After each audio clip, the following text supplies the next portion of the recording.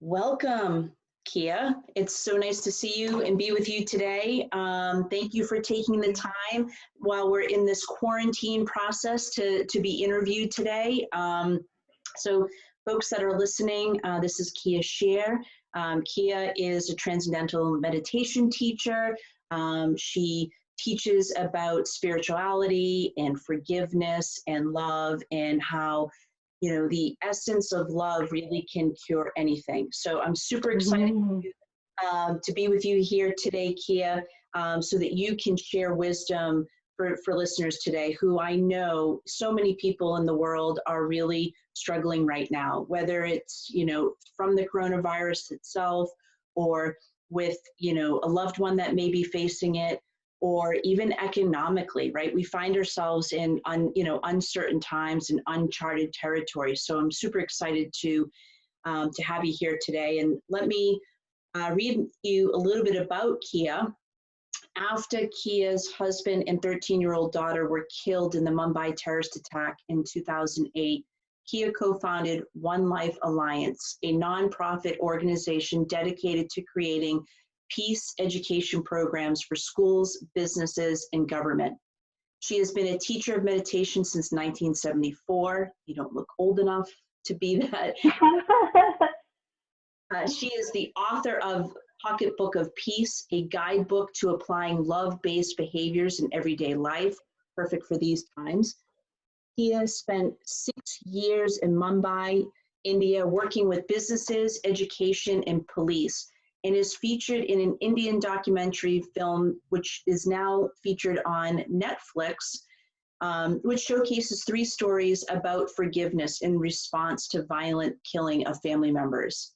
Her latest book, Forgiveness, A Choice, is due to be released by Penguin Random House of India in the fall of 2020. So welcome, Kia. I am so blessed to have you here. I was introduced to you at the, actually almost 2 short months ago. I was gifted, time flies. I was gifted with the book that your story about Alan and Naomi is featured in. And after reading the book called Forgiving the Unforgivable, I just felt drawn to get to know you. And so I'm grateful that I have gotten to know you, and I'm grateful that you're taking the time to be here today. So with that said, can you tell us, what happened to Alan and Naomi back in 2008?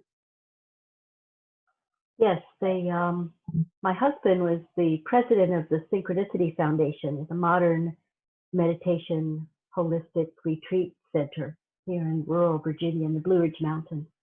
And we lived there as a family, and Naomi grew up here. And the spiritual director and founder of Synchronicity had his spiritual training in India for 12 years under the teachings of a guru who Swami Muktananda, who he was initiated as a Swami after his training, and was told to modernize meditation and make it accessible for Westerners. So we had a background in music and sound, and was able to take soundtracks with underlying frequencies to create the vibratory effects that the mantras and the chanting creates, that they do in India. They do chants of these ancient Sanskrit mantras, which are known to have a harmonious strengthening effect on the entire nervous system. So he created that through the headphones. So they wanted to bring that, a lot of the people in the synchronicity world said, let's go to India and let's go back to India and let's introduce this.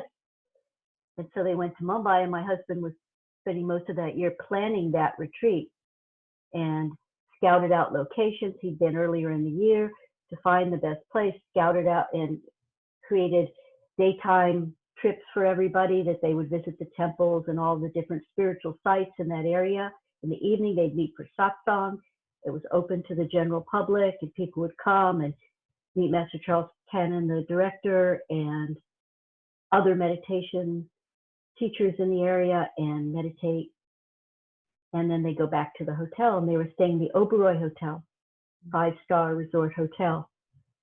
And so while they were there, I went to Florida to visit my family for Thanksgiving. And so I was in the Tampa Bay area staying at my mother's. And actually they were about 10 days into the retreat, and the phone rang, and it was the manager of Synchronicity telling me simply to turn on the news. And so, and then she had to go, and we saw that there was an attack going on. Called State Department, let them know we had family there. We knew they didn't have cell phones, Alan and Naomi, and I was just praying and hoping they were just locked up in their room safely to wait it all out. Had no way to know, because by then the phones at the hotel were cut off. So we just had to wait and pray and hope. And this was on Wednesday, so Thanksgiving came and went. And then Friday morning, I got a call from the U.S. consulate in Mumbai to tell me that Alan and Naomi had both been shot in the restaurant and did not survive that attack. It was confirmed. So Naomi was 13 years old. She was there on an educational trip, being a homeschooler, and had just gotten her nose pierced. And both of them were having the time of their lives in India. So that was one of the blessings, that they were, the last 10 days, they were full of joy and love and celebration of life. That I know for sure. Wow, you know, I can't even imagine what that's like. I can't imagine what that's like. And I know that, you know, a lot of the work that you do now is based on forgiveness and love, and you know, really looking for the good that comes out of really horrific things that happen. And even the fact that you just said that, you know, it brings comfort to you to know that they were in a state of joy and having the time of their lives.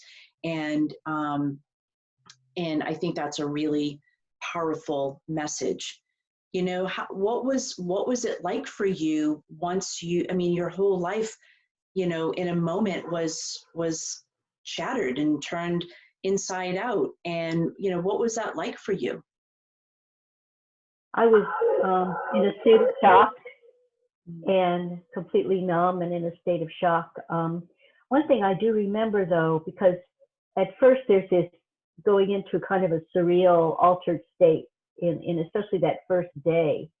Of course, there's the, you know, you have a good cry, but then it's hard to really assimilate the reality of that or accept it even. How could that have happened? It's like a bad dream. But so what else do you do? We had to just kind of sit and stare at the aftermath to see what more we could learn about this. What was this all about? Why did it happen? So we're staring at the TV because the news was continuing along those lines to follow up. And a photo of, there were 10 terrorists who broke up into teams of 2 to attack 5 different areas. And so all of them were killed in the attacks except for one. They managed to capture one of them, who was only about 19 or 20 years old, around the age of my youngest son, Adam, who was there with me in Florida, and his older brother, Aaron.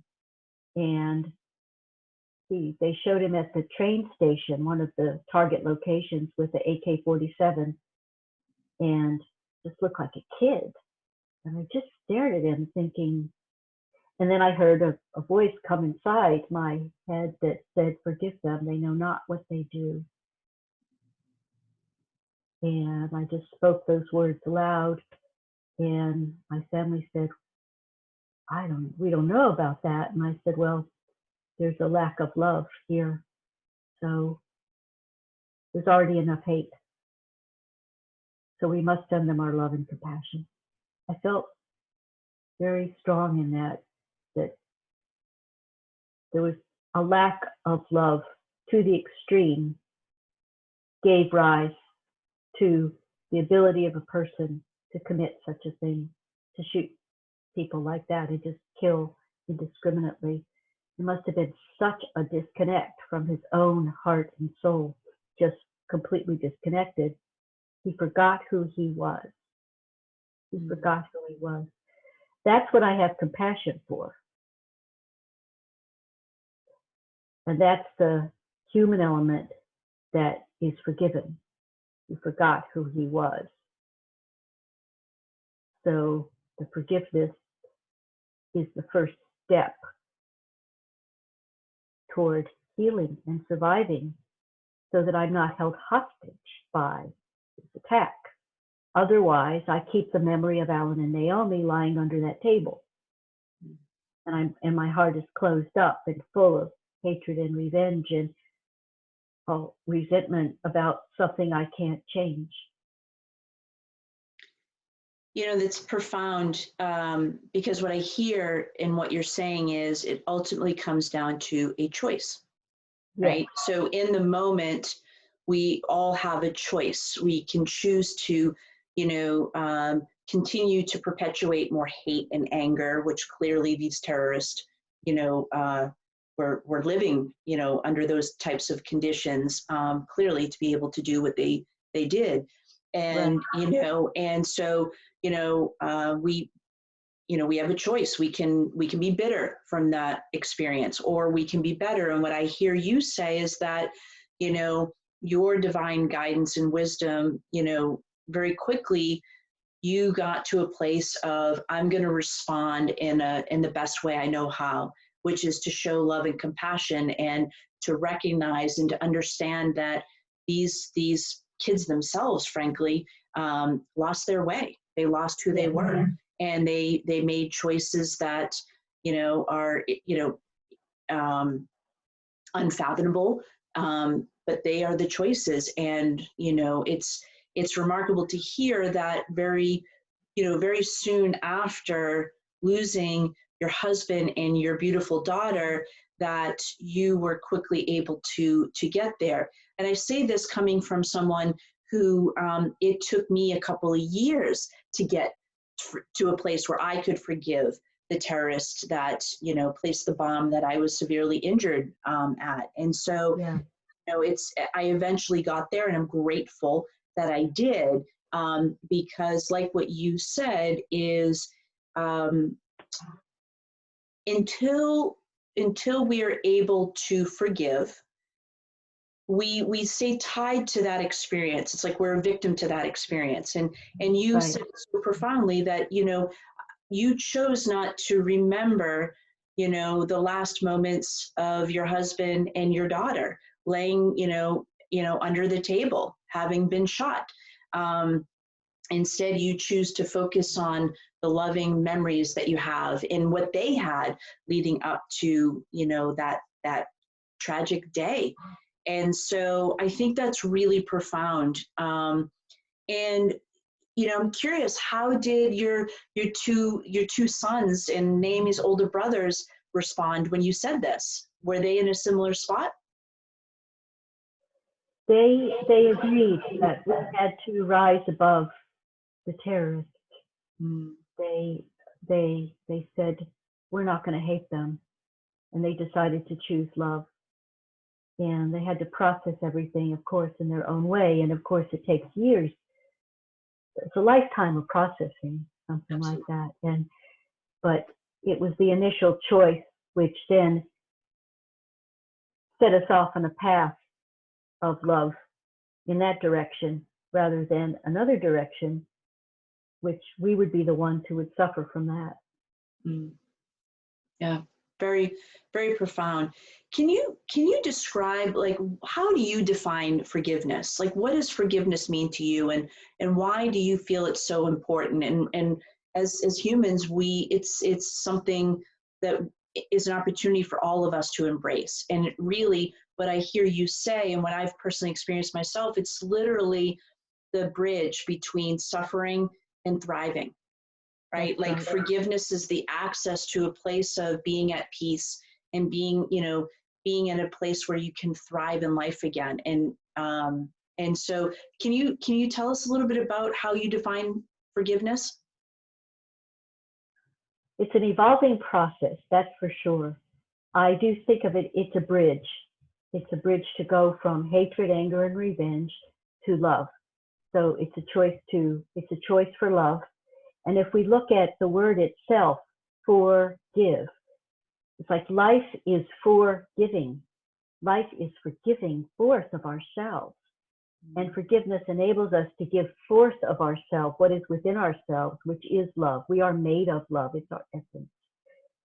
And if we are unforgiving, then that closes the door to that. And we will not give forth. And therefore, we shut ourselves off from life, from love. When we're forgiving, we are able to experience love more deeply, actually. And it means we have to experience the pain, and we still experience the pain and the anger. But we can also experience deeper joy and deeper love because our hearts are open. And as the song goes, through the cracks, the light gets in. So we're allowing the light, everything about life that is positive, light is love, giving forth. So we can give forth. It enables us to continue to give forth. And it's a circular process. And that means that we're also able to receive love. We're able to receive life in its fullness, with it inclusive, even though it included the horrific experience. And we don't like it, we'll never like it. We may hate that experience. I mean, there are really no words for such a thing. It's beyond words, but it's there nevertheless. Can't argue with that. So it's over the years, varying degrees of acceptance, layers and layers of acceptance, layers and layers of forgiveness, and discovering the true meaning of forgiveness, which takes us beyond the event itself, frees us from the past. It liberates us from the past.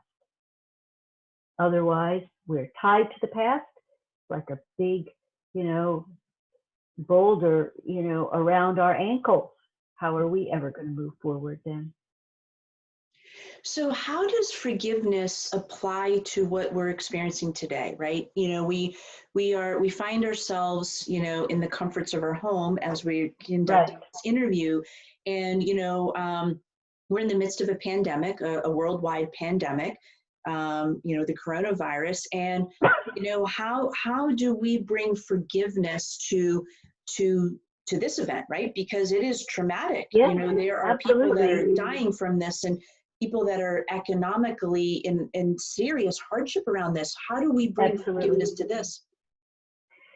Yes, I think, first of all, I think it's a great question, and it's a great opportunity, because we need to start, first of all, with the virus itself. There's that. And then whatever it is that's bringing up anger and frustration, rather than blame, if we want to, there are many, many theories out there about who's really responsible for this. So there's that. And then there's about who's mishandled this one, they could have done this. Okay, fine. There's those frustrations, disagreements with restrictions and this and how we stand on each of those issues. Every one of those things would involve forgiveness. The first step toward that is an acceptance. First, we accept that it happened and accept our own feelings around it. All those things I think are justified and natural, but we do want to move forward. We want to take the opportunities that are here, that is shifting our society in various ways. And what are the opportunities now that it brought forth, and to look for the positive, not ignore the negative, but work together more collaboratively.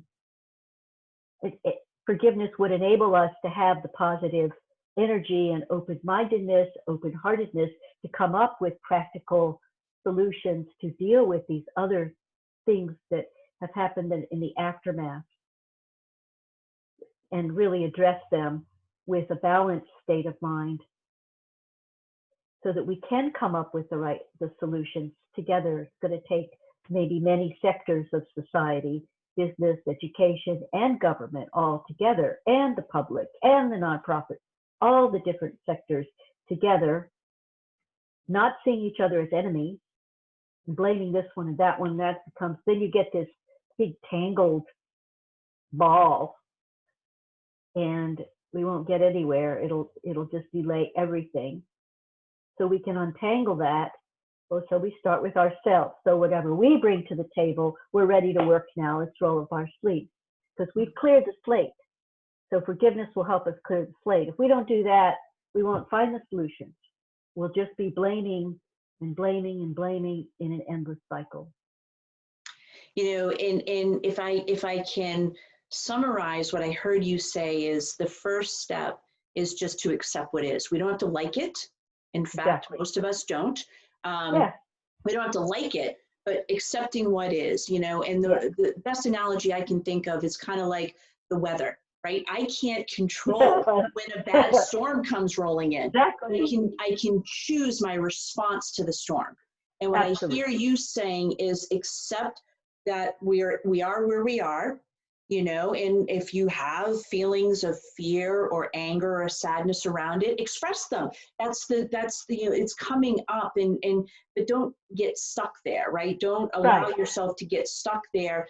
And also the worst thing we can do is to point the finger out at it's someone else's fault. Because Yeah. you know, one of my mentors said to me, every time I point the finger out, there's 3 pointing back at me and 1 pointing up to God in the universe, right?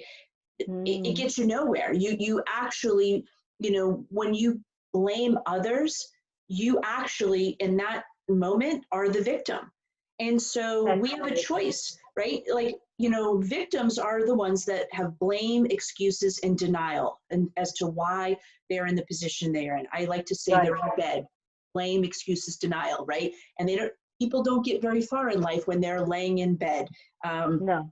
And so when we can accept what is, and when we can choose to come from a place of love and compassion and kindness, and to ask ourselves, what can I do in this moment?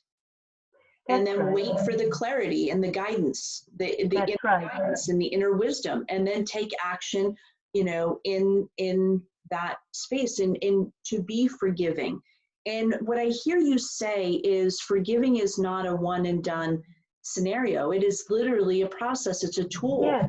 and it's something that we use, you know, numerous times in our lifetime, Yeah. right? Because we're presented with experiences that give us the opportunity to forgive or not to forgive. Hopefully we choose to forgive.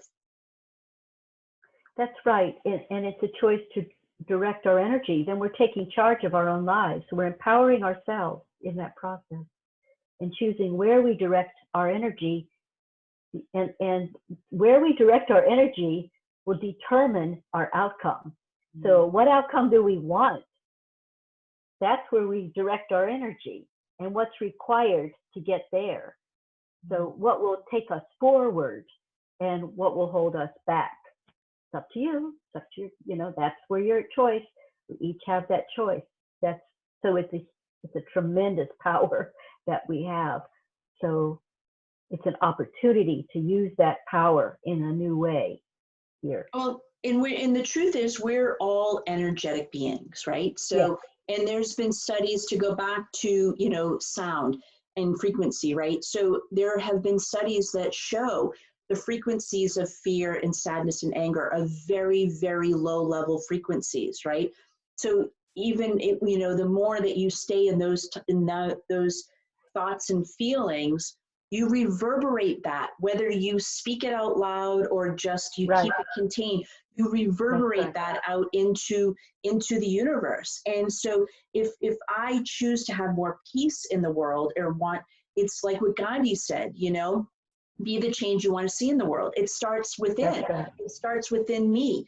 So the more forgiving and loving I am, the reality is that I am contributing to the reality that I want to see, a united, you know, society that comes together for the common good of all, through government, businesses, nonprofits, education, like that we're really coming together to rise up.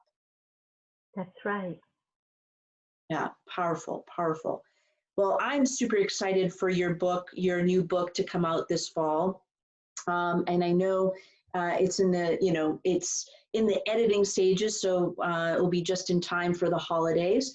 But, you've been so gracious to gift the viewers who are watching this interview with a free downloadable copy, PDF copy of your pocketbook of peace. And that's super generous of you to do that. And can you tell us a little bit about the book and why anyone might be, intrigued to read it, especially now, where we find ourselves today? It's a very simple guidebook that offers 30 choices that will take us to love. So the outcome is love, but the choices are loving choices.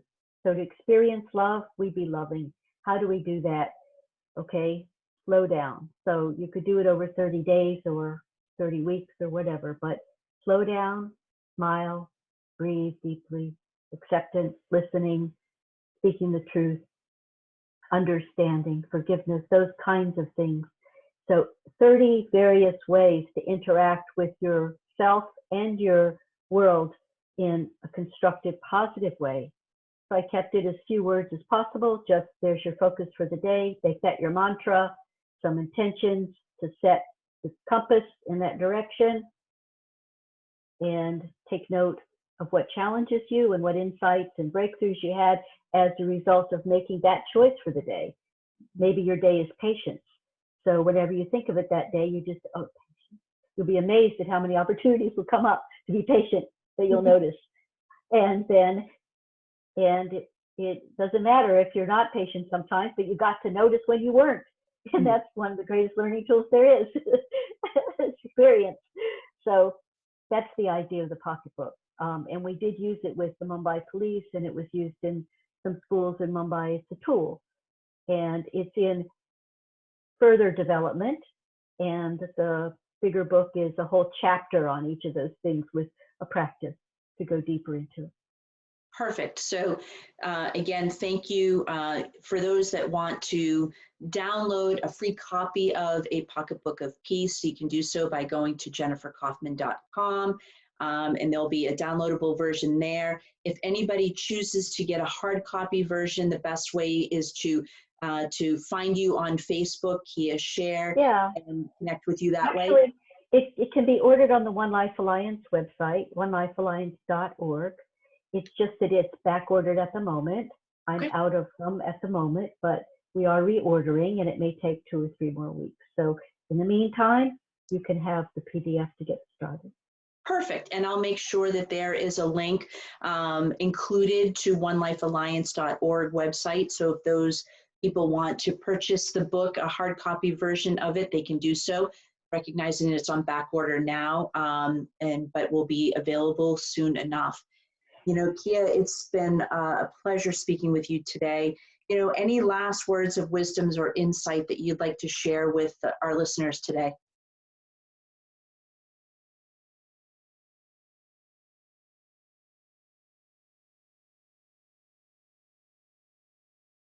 I guess there was actually something I felt summed up what we were talking about. I was reading a book today, and it had a quote in it from the Gospel of St. Thomas. And I thought it was directly related to forgiveness. So I'll share that with you. And I think the words are very powerful. If you bring forth what is within you, what you will bring forth will save you. If you do not bring forth what is within you, what you do not bring forth will destroy you. So that exemplifies the power of choice. And to remember that, what do you choose? Who do you choose to be? And we could use that on a daily basis to simply, if love is your choice, to experience love, because that's one of the best experiences we could have. It's all encompassing with everything that is positive about life. Then that's what will be generated within and reflected back to you. Like attracts like. So that's right. And it goes back to the frequency. What we put out is what we attract. So if we don't like the experiences or like what we're, what's happening. We have to look within ourselves to see how are we a reflection of that. And so the more peace and love, that you'll have in your life. And and forgive, remember to include ourselves in our forgiveness. And that's a way of loving ourselves. Mm. And to have compassion for ourselves as we're making our way through the challenges that are happening now and that may lie ahead of us. To be compassionate with ourselves and with others. Fantastic. Well, thank you again. It's been a pleasure to interview you and to hear your words of wisdom on forgiveness and love and compassion. And I so look forward to reading your upcoming book. And thank you again. Thank you, Jennifer.